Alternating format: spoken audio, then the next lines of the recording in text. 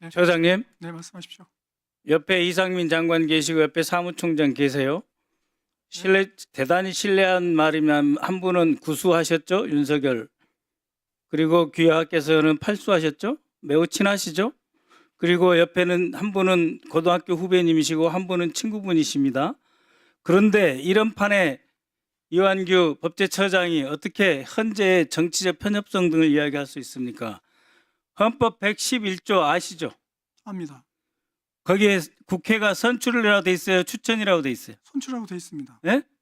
선출한 자를 임명하고 선출하는 자로 돼 있죠. 그렇습니다. 임명한다로 돼 있죠. 그렇습니다. 그렇죠? 그렇습니다. 현재형입니다. 임명한다. 그거는 의무고 자연법으로 실행해야 되는 거예요. 영어로 할 때는 법에 대해서 shall이라고 쓰죠. will이라고 표현하지 않고 shall은 해야 하는 거예요. 의무. 다른 판단 요소가 헌법 111조에 단 한 글자도 안 들어가 있어요. 근데 어떻게 이완규 처장이 이런저런 말을 할 수 있어요? 들어가세요. 말 들을 필요 없어. 들어가십시오. 알겠습니다. 아까 선출이라고 하지 않고 추천이라고 했어요. 그죠? 그래서 제가 선출이라고 환기시켰죠? 맞아요. 선출한 건 맞는데. 그러니까 추천이야. 그러니까 증인께서는 헌법을 모른다 이거예요. 하는 거는 자, 대통령이 임명. 됐어요. 임명권이 아닙니다. 권한이 아니에요. 임명한다는 건 의무예요. 제2군단 부군단장님, 네, 부군단장입니다. 그 문상호 사령관이 법정에 나와서 대통령에게 여러 번 개헌 반대했다라고 말을 했어요. 가능한 이야기입니까? 문상호 사령관은 대통령을 만난 걸로 없는 걸로 알고 있습니다. 그러니까요. 그렇죠? 그리고 네. 노상원이 있고 김영현이 있는데 이를 제끼고 대통령에 여러 번 반대했다 이런 의사 표시할 수 있습니까?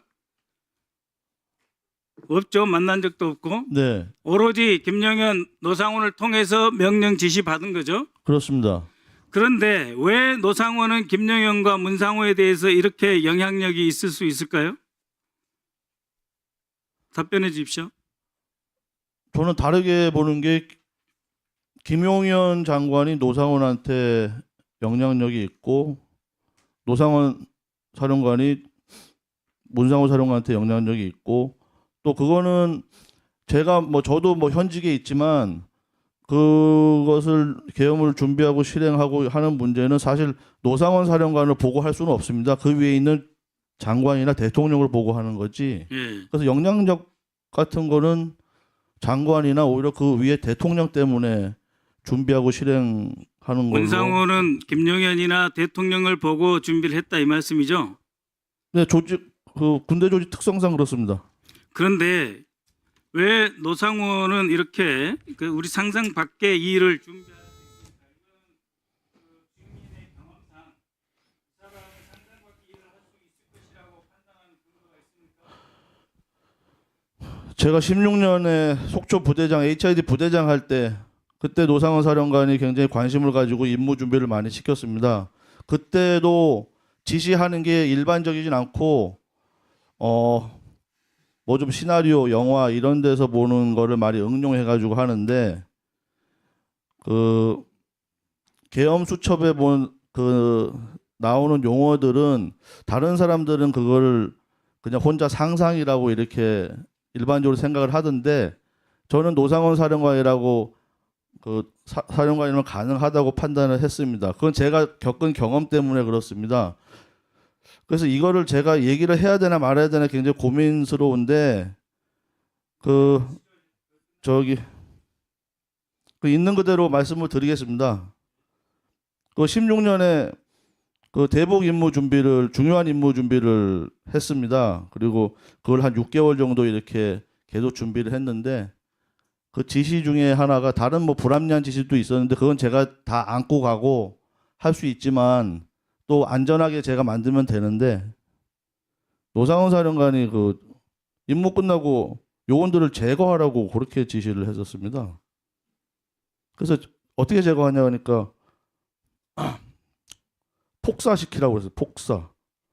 그래서 폭사의 방법이 원격 폭파 조끼를 입혀가지고 임무 끝나면은 들어오기 전에 폭사시키라고 그래서 저는 그 얘기 듣고 이건 같이 이게 하면 안 되겠다 이런 생각이 들었고 그 앞에서는 얘기를 안 했는데 속으로는 뭐 굉장히 좀 이렇게 막 그 쌍욕 같은 게 나왔고 전화 끊고 나서도 계속 저 혼자 막 그런 어떤 감정과 뭐 자연스럽게 막 욕을 막 뭐 뱉기도 했는데 결국은 그거를 얘기를 안 한 건 얘기하면은 또 뭐 사령 부대장도 교체되고 다른 방법을 할 수 있기 때문에 결국은 그걸 제가 안고 제가 준비 안 하고 안 하기만 하면 되는 거니까 저는 100% 안전하게 다 살려서 돌아오는 게 목표이기 때문에 그런 지시가 있었기 때문에 그때 그 사람의 어떤 그런 어떤 그런 잔인한 반인륜적인 면을 봤기 때문에 그 계엄 수첩에 적힌 용어들이 전혀 낯설지 않았습니다. 이상입니다. 아, 저는 뭐 충격적이라서 지금 이 정신이 지금 아주 황홀지경입니다. 네, 네, 하십시오. 네, 하십시오. 네, 네. 2분 넣어주세요. 그래서 부군단장님은 이미 그때부터 노상원에게 너는 고집이 세지 아직도 그러냐 하는 분으로 이렇게 찍혀 있었겠네요. 그때는 티를 안 냈습니다. 그게 티를 내서 의미 있는 게 아니고 예. 또 그분 성격이 뭐 제가 그걸 안 하면은 또 어떤 거기 교체를 해가지고 할 수도 있기 때문에 그건 제가 안고 가면 되는 거고 노상원 사령관은 특수의 비전문가이기 때문에 뭐 제가 안 하면은 안전하게 임무하고 복귀시키면 되는 겁니다. 그렇죠. 문상호도 특수 비전문가죠. 네, 820이 아니죠. 네.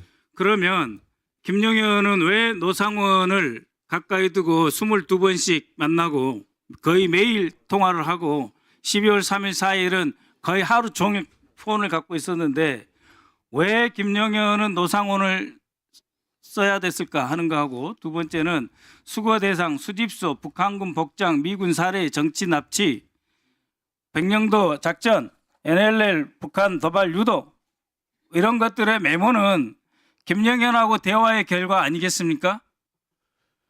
김용현 장관이 노상원 사령관을 중용하는 이유는 뭐 제가 같이 근무했기 때문에 모르고 제가 들은 얘기는 수방사령관 할 때 군사관리관 있으면서 그때 굉장히 친밀해졌다라고 얘기를 들었고 또 노상원 사령관이 이 부하들 다루는 거하고 또 자기한테 도움이 되거나 마음에 드는 상급자한테 대하는 거하고 많이 틀리다고 들었고 굉장히 인정을 받았던 것 같습니다. 그때부터 신뢰가 조성됐던 것 같고 그리고 뭐 백령도나 이런 데 북한 지역의 어떤 임무 같은 걸 사령관을 했기 때문에 그 속초 우리 특수부대는 북한 전 지역에 그 임무 지역이 있습니다. 그게 뭐 변경되거나 새롭게 바뀌거나 뭐 남북 관계에 따라서 뭐 안 하거나 하거나 뭐 이런 경우가 있는데 백령도라는 데는 항상 저희의 서해 쪽에 항상 관심 지역이기 때문에 거기는 항상 뭔가는 준비를 하고 있습니다. 위원장님, 지금 증언하는 자가 자신이 얘기하는 것에 대해서 하는데 잠깐만요. 지금 군사적인 상당히 중요한 얘기들을 잠깐만요. 지금 무분별하게 얘기를 하고 있습니다. 장관님, 위원장님. 가만히 계세요 지금. 예.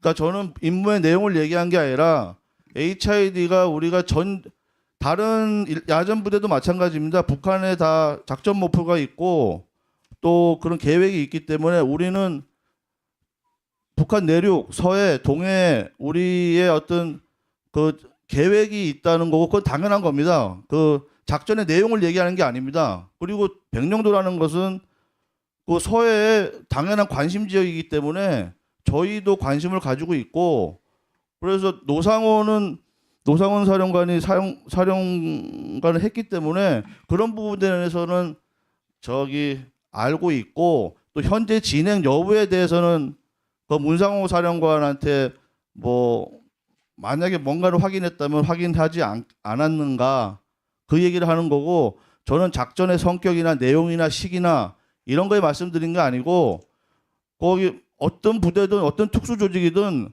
북한 안에 다 자기 임무나 임무 지역이나 임무 계획은 다 있기 때문에 그런 일반적인 사항을 저는 얘기하는 겁니다. 이상입니다. 네, 그렇습니다. 우리는 PITO로서 사전 타겟 여러 가지 갖고 있는 거예요. 그건 우리 작전의 기본입니다. 그런데 몇 가지 지점이 나옵니다. 그리고 위동도 나오고 이런데 HID가 나와 있고 또 자, 해서 처리하는 장소로 특정이 되어 있어요. 그런 모든 점이 이것은 상상의 세계가 아니라 실행의 영역으로 김영현과 세워놨다 이렇게 보는 것이 맞겠죠. 그리고 존경하는 이것의 진심입니다. 존경하는 장관 대리님께서는 화내지 마시고 작전 파트하고 정보 파트는 다르지 않습니다. 그렇기 때문에 화내지 마시고 지난번에도 제가 HID 바깥에 나와 있는 요 남들 같은 화내고 그러는데 화내지 마시고 자 마무리해 주세요. 모르는 부서가 많이 있어요. 제 직속인 부서도 제가 모르는 부서가 있어도 제가 아는 체 안 하는 경우도 많이 있습니다.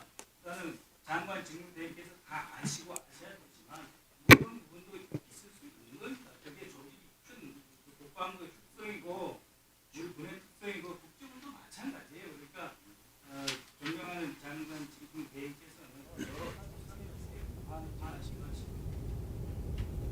네. 자 우리 박민우 장군님 2016년도에 특수 임무를 마치고 돌아온 요원들을 노상원이라는 사람이 경련을 못 올지언정 폭파시키라겠다는 말이 이게 사실입니까? 네, 사실입니다. 사람이 물건입니까? 그래서 제가 분노한 겁니다. 그걸 또 부하들한테 얘기는 하지 않았습니다. 노상원이 얘기한 걸 저도 확인했고 저만 알고 있었고 그래서 그 당시에 그 기억이 있기 때문에 뭐 그 노상원하고 뭘 이렇게 한다는 게 저는 만약에 제가 여단장 있었으면은 노상원하고는 안 했을 겁니다. 네, 금수만 또 못 온 사람이구만요. 자, 그러면 지금부터 잠시만 주목해 주시기 바랍니다. 제가 구독자분들을 위해서 선물 하나를 준비했는데요. 제가 항상 여러분들께 드리는 말씀이 있습니다. 뉴스만 평소에 잘 챙겨보셔도 돈이 되고 돈을 벌 수 있다라고 말씀을 드렸는데요. 여러분들은 여기 보시는 삼성전자 뉴스를 보고 어떤 생각이 드세요? 아니면 정치인들의 뉴스, 날씨 뉴스를 보고는 어떤 생각이 드시나요? 그냥 뉴스만 보고 끝내는지 아니면 이 뉴스를 어떻게 이용할 수 있는지 이 부분을 고민하고 계시는지를 되물어보고 싶습니다. 그 이유가 뭐냐 하면 제가 지난번에 여러분들께 뭐라고 말씀을 드렸었죠? 지금은 반도체 섹터를 눈여겨보셔야 한다고 말씀드렸습니다. 그리고 나서 이런 썸네일들 뉴스를 통해서 많이 보셨을 겁니다. 반도체 내용이 이슈가 됐을 때 부자들은 어떻게 생각한다? 반도체 관련주들은 뭐가 있는지, 어떤 종목이 가장 좋은지, 어디에 투자해야 돈이 몰리는지 자연스럽게 생각한다고 제가 말씀을 드렸죠. 그 이유가 뭐냐 하면 부자들이 봤을 때는 이슈가 곧 돈으로 이어지고 그 이슈가 나에게 돈을 벌어준다는 경험적 확신이 있기 때문에 부자들은 항상 이런 사회적 이슈를 관심 있게 챙겨본다고 제가 말씀을 드렸습니다. 이번에도 마찬가지인데요. 제가 지난번에 시청자분들과 함께하는 주식으로 수익 내기 이벤트를 진행했었죠. 당연히 100% 무료로 진행을 했었고요. 여기 보시면 아시겠지만 제가 지난번에도 구독이라고 보내주신 모든 시청자분들께 반도체 관련주 중에 가장 크게 급등할 딱 한 종목, 많은 종목도 아니라 한미반도체 한 종목을 여러분들께 추천드렸어요. 그러면서 여기 나와 있는 대로 정확히 얼마에 매수해야 하는지 그리고 수익률이 어느 정도 나왔을 때 팔아야 하는지를 이런 부분들까지 여러분들에게 정확히 알려드렸었는데 지금 실제로 어떻게 되었다? 오른쪽을 보시면 아시겠지만 제가 지난번 문자 발송으로 이 한미 반도체를 소개해드리고 나서 실제로 이렇게 5배 이상 어마무시한 상승이 나왔습니다. 100만 원만 투자를 했어도 무려 500만 원이 넘는 수익금이 생긴 거죠. 그래서 당시에도 굉장히 많은 분들이 제가 드린 이 한미 반도체로 수익을 내실 수가 있으셨을 텐데요. 다시 한번 축하드린다고 말씀을 드리겠고 이번에도 마찬가지입니다. 앞으로도 2024년, 2025년 계속해서 기대해볼 섹터는 AI입니다. 그 중에서도 AI 반도체는 그 누구도 부정할 수 없는 미래성장 산업입니다. 그러면 우리가 어떻게 생각해 볼 수 있을까요? AI 반도체 종목 중에 앞으로 크게 대장 역할을 하면서 10배 이상 급등할 수 있는 템베고 종목을 지금부터 열심히 추적해야 한다는 겁니다. 큰 돈을 투자하지 않더라도 월급의 일부분 아주 소액이라도 이 종목을 모아가야 수백 %의 수익률을 손에 쥘 수 있는 것이죠. 지금 여러분이 보고 계시는 이 유튜브 또한 AI 반도체와 아주 밀접한 연관이 있고 반도체야말로 대한민국의 핵심 산업으로 앞으로 더더욱 시장은 성장할 수밖에 없습니다. 그렇기 때문에 제가 이번에도 뭘 보내드리고 있냐면 지난번과 똑같이 구독이라는 문자를 보내주시면 제가 AI 반도체 관련주 중에 앞으로 대장주 역할을 하면서 주가가 가장 크게 급등할 한 종목을 여러분들께 문자 발송으로 종목명과 사고 파는 시점을 모두 알려드릴 건데요. 그 문자를 받고 여러분들이 주식으로 돈 버는 연습을 한번 해보셨으면 좋겠고요. 혹시라도 나는 주식을 하지 않는다 하시는 분들은 주변에 주식하시는 지인분들에게 말씀을 해주셔도 되고요. 아니면 연세가 있으셔서 투자가 어렵다 하시는 분들은 이 종목을 자녀분들에게 한번 사봐라. 이걸로 한번 수익을 내봐라. 이렇게 조언을 해주실 수도 있는 거겠죠. 그래서 지금 이 영상을 보시는 시청자분들 중에 나도 이번 종목이 좀 궁금하다 하시는 분들은요. 누구나 상관없이 그리고 어느 시간대나 상관없이 부담 없이 010-2514-5930번으로 구독이라는 문자 보내주시면 제가 이번에도 똑같이 무료 추천 급등주 문자를 보내드리겠습니다. 이해되시겠죠? 제 번호 010-2514-5930번으로 구독이라는 문자 보내주시면 여러분들이 직접 이슈를 통해서 돈 버는 연습을 해보실 수가 있는 거고 제가 돈을 받는 것도 아니고 투자를 대신해 드리는 것도 아니기 때문에 부담 없이 신청해 주시면 되는 겁니다. 그리고 수익이 나면 저는 다른 것은 하나도 바라지 않습니다. 제 채널에 구독, 좋아요 한 번씩만 눌러주시라 이렇게 다시 한번 말씀을 드리겠습니다.